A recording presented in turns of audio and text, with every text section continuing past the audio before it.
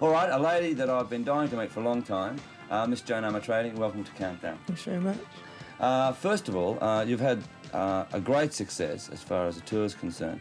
Do you ever get sick of touring?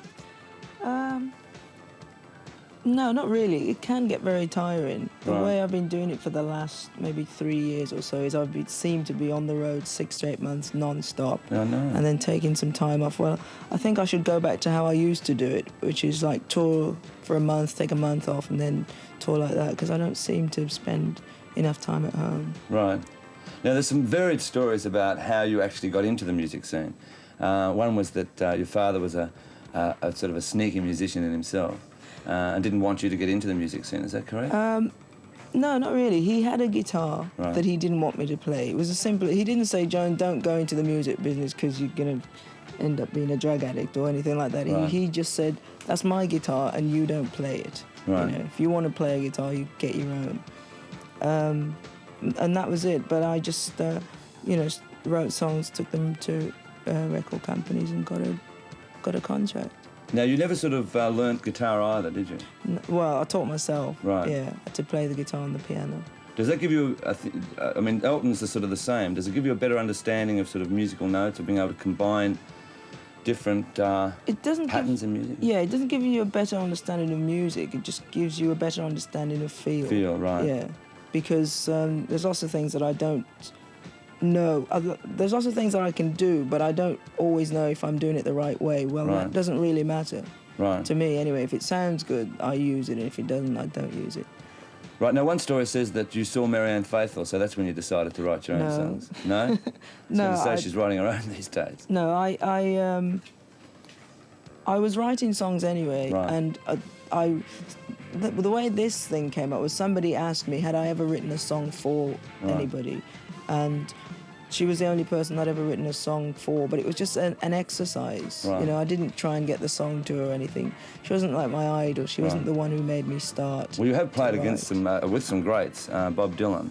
Yeah, that was That must have great. been amazing. Oh, yeah. He had a gig in Blackbush in England, Right. which is an old, disused airport.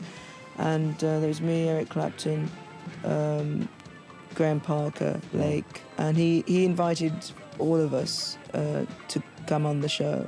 Right. And it was like 250,000 people there, which is quite incredible. Now, I've got to ask you, where did you come up with the title Me, Myself and I? I mean, that's a very strange title. I don't know. I was just thinking of things that I'd like to do on my own, or just enjoying being by myself now and again, and it was just different ways of saying me. Fair enough. As far as, what's your favourite song that you've done? I mean, that's unfair to ask an artist, but I've asked most of them. I don't know. Which one do you enjoy performing most, perhaps, live on stage? Well, Kissing and a Hugging, Right. which is sort of a jazzy thing, but you can just go mad with the what do you call it? What's that? Phrasing. Right. Yeah, you can go mad with the phrasing. Now, you're one of the lucky ones, I figure, and especially coming from England, that no critic can put you into a category, at least. They keep trying to find categories for everyone.